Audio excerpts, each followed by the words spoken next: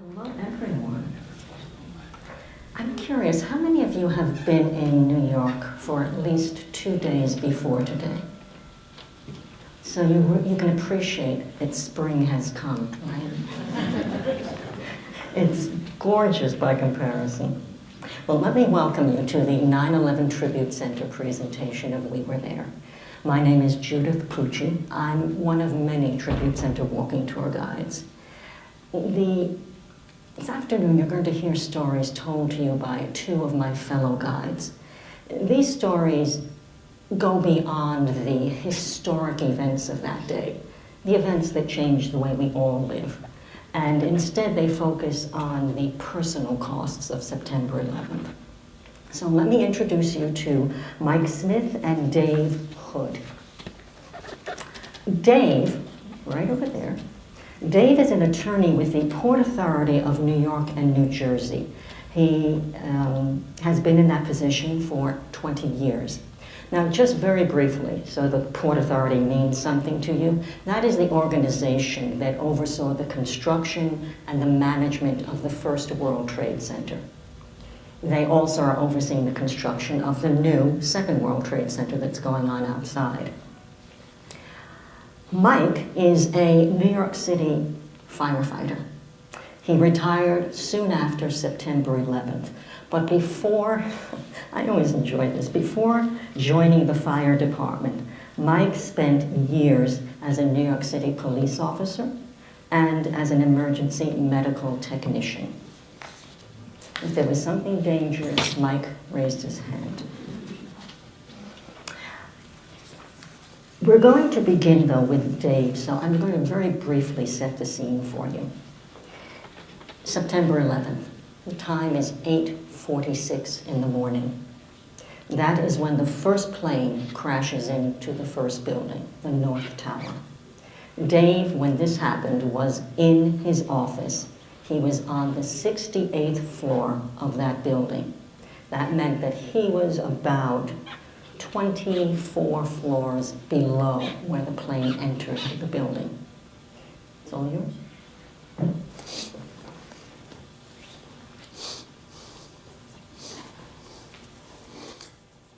On September 11, 2001, I was in my office on the 68th floor of the North Tower preparing for a 9 o'clock meeting with one of my colleagues by the name of Gene Andrecki.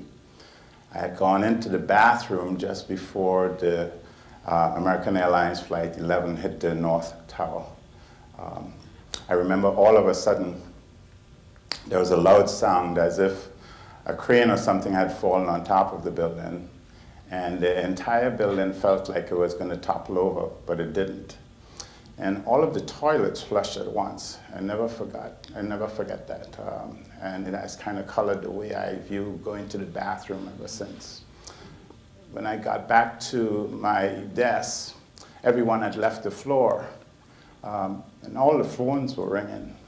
One of the phone calls was from the Port Authority Police Department, and the police officer informed me that a plane had hit the building. So I immediately thought of all the lawsuits, and I started to focus on my job. Another phone call was from my boss, who was driving in and could see the building. And so when I answered the phone, he said, "What are you doing there?"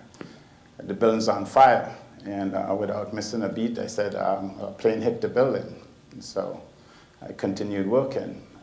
Now, because of my knowledge of the World Trade Center and the 1993 terrorist bombing of the World Trade Center, I mistakenly thought it was safer to remain in my office. So I continued working. I was also aware that the fire alarms, which usually go off, didn't sound or anything like that. So I didn't worry about that. But just before 9 o'clock, the alarms went off. So I reluctantly left my desk and I got into the stairwell, which was very crowded with firefighters and people going down, so forth, the stairwell. Now, it must have taken me close to an hour to get down the 68 flights. And when I got down, I tried to exit onto the plaza, but one of my colleagues stopped me because of the danger of getting crushed by people who were jumping from the upper floors. So I went down the escalator to the concourse level. And when I got down there and I saw all the destruction, I remember thinking, boy, this is going to take longer to repair than 1993. As I was making my way past the barrows near 5 World Trade Center, someone yelled, "Take cover." And I remember it felt like a giant tidal wave or tsunami had to literally lift me up, and I felt like I was flying and the walls were racing towards me, and then all of a sudden everything went dark. Unbeknownst to me, the South Tower had collapsed. It was surreal. I could hear voices, and then I saw bright lights, so I thought I was dead. And then I heard a voice on the bullhorn say, "If you see the light, come to the light." So I got up and I started feeling my legs, make sure I was okay. But then I could hear a lady's voice next to mine, so I reached out to try to help her. And she felt like she was badly wounded and bleeding. And she said, "Don't touch me, I'm burning up." So I felt really, really helpless because I couldn't help her. My eyes felt like I had sand in them. And I felt like I couldn't breathe, so I knew that my life was in danger because I had to get out of the building and get to the hospital. So I tried looking for an exit. I realized that the walls had collapsed because where I expected to find an exit from the subway station that connects to the concourse, there wasn't one. And luckily, I was able to get out with the help of the rescuers. And when I got outside, it looked like a war zone after a bomb blast or something. And I started making my way towards the hospital, which was a couple blocks away, and someone saw me and they handed me a handkerchief and they said, "You're bleeding." And when I put the handkerchief to my forehead, it was bloody. So headed to the hospital, and I got there, they tended to my wounds and flushed my eyes. They said my corneas were not scratched, I was okay, but then all of a sudden, everything went dark, and that's because the North Tower had collapsed. So I left the hospital and started heading uptown with everybody else. And as I was walking, I could see people's faces, so I turned around to look to see what they were looking at from the expressions on their faces. And I didn't see the towers, and then it hit me. The towers were gone. And then I realized that I survived the collapse of the towers. But unfortunately, many people wouldn't be so lucky because I passed a lot of people. Unfortunately, my colleague Jean, who I was to meet with that morning, and 83 of her colleagues didn't make it. Her remains, as well as over 1,100 of the 2,753 people who were killed at the World Trade Center on that day, have never been identified. So my 3 takeaways are: 1, to always be grateful to the rescuers for getting me out alive. 2, to realize that I have a responsibility to Jean and my other colleagues to be a voice for them, since they were just doing their work on that day and didn't make it. And 3, to recognize that love overcomes hate, because despite the hateful act of the terrorists that day, just like that stranger did for me, there were many acts of kindness and love shown by others. Thank you.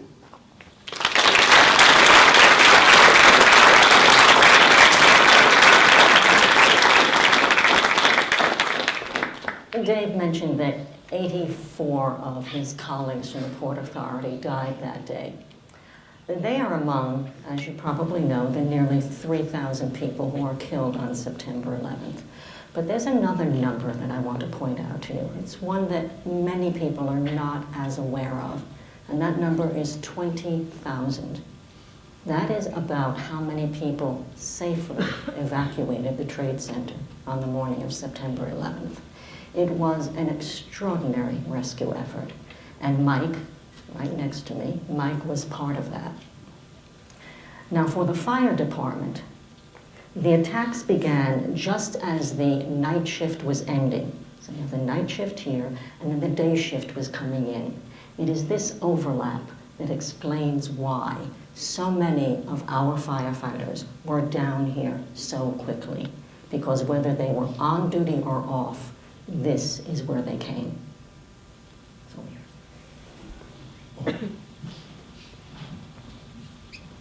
Thanks for having me. By the time we reached the corner, I could see that both buildings were burning just like Roman candles. You can imagine as you're walking through the city, and you look up these big, beautiful buildings, you can see one after the next just burning, burning, burning. And I'm getting closer and closer, and I've heard this unusual sound I've never heard before. And it was getting louder and louder and louder. And I was almost to the building, and then I heard this, like this, boom, boom, boom. And I looked up, it was just people falling. One after the next, just one after the next. And I said to myself, oh, wow. I can't stand here, I gotta get around to the front of that building, get in that building as fast as I can. And of course, that's what we did, that's what I did. And by the time I made it, I don't know, within 100 yards of the front door, this unbelievable tremble. The ground was like a freight train, and you stood your ground, and your whole body shook. And he said, now what? And I looked up, and I could see the building collapsing on one another. So every floor was pancaking, one after the next, after the next, after the next. And I later found out it took 9 seconds. So my mind's eye, of course, said, run. Your jaw dropped, and he said, run, run, run. And he just doesn't equate, you know. And I turned. Luckily, I turned in the right direction. For only God's reasons, I turned in the right direction, and I ran. In that 9 seconds that I ran, I thought I was a mile away. It turns out I was, I don't know, 100 yards away, not even 100 yards away. And this big, beautiful blue sky, dark. It's dark. Close your eyes and run. Close your eyes and run as hard and as fast as you can in a direction you think you're going to be the safest, where at any given time you think a rock, a piece of concrete, a storefront, something's going to drop on your head. And as I did, I ran. And I was praying all the way, and I ran. And I ran right into the side of a parked car. Knocked me out cold. Now I'm laying in the street, and I finally start to come around. Now I'm suffocating from all the debris. The concrete debris, the dust, everything you can think of. And I'm having a problem breathing. And I'm saying to myself, as I'm laying on the floor, I'm too weak, I'm not strong enough, I'm hurting. I don't know what I'm going to do. And I said, that's it, I'm done. So I gave up, and before I gave up, I said, wow, man, where's my wife? What is she going to do for the rest of her life? And my 2 kids were in high school. My son, my daughter, both in high school. I said, I'm never going to get a chance to see those kids. When they have kids, I'll never see them. And just as I let go, the most beautiful thing happened to me. Complete peace. It was serendipitous. It was just absolutely beautiful. Complacency from head to toe. My mindset was as welcome to anything that you've ever been in your life. The best thing times a gazillion. And I'm thinking, oh, wow, and as I'm going, later on I found out a police officer and a fireman. They grabbed me by the shoulder and they dragged me up the street. I'm thumping my, boom, boom, boom, boom, and I'm thumping, and I hear one say to the other, I think he's dead, I think he's dead. And I just didn't have the strength to say, no, not dead, not dead, just get me to safety. They dragged me to a store, I recover. I can't even tell you how long. Was it 15 minutes, a half an hour, I don't even know. By the time I reversed myself, gathered myself, and got back down to the next tower, it was already, the second one had collapsed. So thinking it was rescue and recovery, was more recovery. Walking on top of fire trucks crushed. Not seeing your friends, people you work with. And I'm saying the whole way, I'm saying to myself, boy, if I ever get out of this alive, the first thing I'm ever going to do is I'm going to go straight to my kid's school, and I'm going to give them a hug, and I'm going to say thank you, and do that whole routine. However, it took me days to get home. It took me probably 3-4 days to get home, because I was, after rescue and recovery, or during rescue and recovery, I was assigned to the temporary morgue. It's like a MASH unit on site. And of course, that's a whole other story, but after those days, I was relieved. And where did I go? Hop in my car, boom, I live in Long Island, it's not far from here, 40 minutes, right to my kid's high school. I got out of my car, walked in the principal's office, and she didn't know me from a hole in the head. And she said, "Who are they? What's their name? I'll go get them right away." As they came down, we got into the lobby, we hugged, we cried, the principal, everybody, every teacher. And we got into the car, so let's go home and see Mom. And my daughter said to me, "You know, Dad, I had this premonition. It's like something came over me. The morning before the collapse, I had this premonition about you, that you were laying down someplace dark. And I knew you were hurt, but I also knew that you were going to be okay."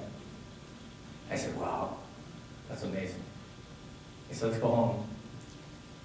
Let's talk to Mom." And of course we did that.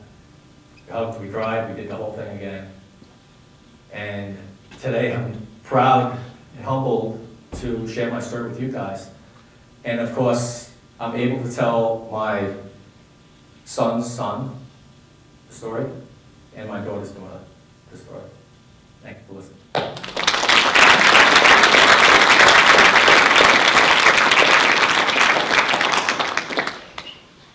You already know that for New York City, September 11th took a massive toll on our first responders. The fire department, and this was unprecedented, the fire department, 343 New York City firefighters died that morning. They're not alone. 23 New York City police officers dead. 37 Port Authority police dead. September 11th stands as the worst loss of first responders in a single event in United States history. What I'd like to do now is just take a few moments and open this up to all of you. If you have any questions for either of these boys, they're a wealth of information. Please don't be shy. Oh, good. Yes. So you were mentioning you were in the North Tower, Yes. and that was the second one which collapsed, or? The second one took collapse, but the first one to be hit. Oh, Yes. okay. And it took you 1 hour to come, 68 flights? Yeah, just about. so were the stairs full of crowd? A lot of people were? Lots of sitting people down? and firefighters, and the firefighters had the equipment with them, so it's very, very crowded. Yes. This question is also for Dave. I understand that your organization, the Port Authority, is returning to the site to work again. How do you feel about that? Well, actually, I'm moving back on Monday, and I have somewhat of a mixed feeling about it, but I think ultimately the way I look at it is it's closure. You know, the World Trade Center for Port Authority employees is like their home. So for us, it's like going back home. And for me, especially the colleagues that I left and everything else, I feel that it's almost like I owe them something to return home. So that's how I see it. The building that Dave is going to be going into is, when you go outside, it's the one furthest away from the new number 1, the tallest building with the pinnacle on top, that's number 1. And then at the other end, it's the other completed building, and that's Tower 4, and that's where the Port Authority will be now. We have time for one more question. Anyone? Yes? Oh, yeah. Where? Right there. In which way has this event changed your life today? Well, at first, every noise, every plane, I was extremely sensitive to. And it took not months, but years to finally come to terms with that plane isn't going to land on my head, or that noise isn't the noise I've heard of people falling. So it took a long time, but today I think I'm way more appreciative to the little things in life than I ever was before, and I certainly appreciate my family. Not that I take advantage try not to take advantage of anybody, but I certainly don't take advantage of my family or any of my friends along the way. So that's changed big time. Okay, one more. Who, anyone? All right, well, if you do think of something, we will be right, oh, there you go. What brought you down there? After all that experience, what what made you come down here to join us? That's a good question. However, I didn't know he was going to ask me this because he was one of the people that was with me as a firefighter during the day of 9/11, the morning up. But I appreciate the question, Tom. And it's like anything else. It's I think it's a sense of closure. I'm looking for a sense of closure. I think it's a sense of therapy of some sort, you know, without sitting on a couch. And it's certainly a sense of sharing my story with everybody, because I think it's extremely important to tell our side of the story from the people who are there. So you all go home now and you tell our story to somebody else who keeps coming back and forth and coming. I equate it to like Pearl Harbor, you know, and who people want to hear their story. I certainly do. And I think everyone here will have a different appreciation for what really happened after seeing it on TV, how it really affected people sitting up here. Thank you. Oh, really. I know this is not an easy thing to do. What was that? Thanks, Diane. Um, I call that Diane Sawyer. I want to thank all of you too before you leave. And I'm going to thank you for something that you probably are not aware of. You are essential to our storytelling. And the reason is because together we share these stories, and by doing that we take a piece, granted it's a small piece, but still we take a piece of that brutal day and we make from it here a life-affirming experience. So it's one that we also hope is going to enrich and inform your time here at the museum today. If you'd like to hear more stories, please take a Tribute Center tour. They're given every day throughout the day. So on behalf of the boys, on behalf of me, on behalf of the Tribute Center, thank you for choosing, thank you for choosing to spend some of your time with us.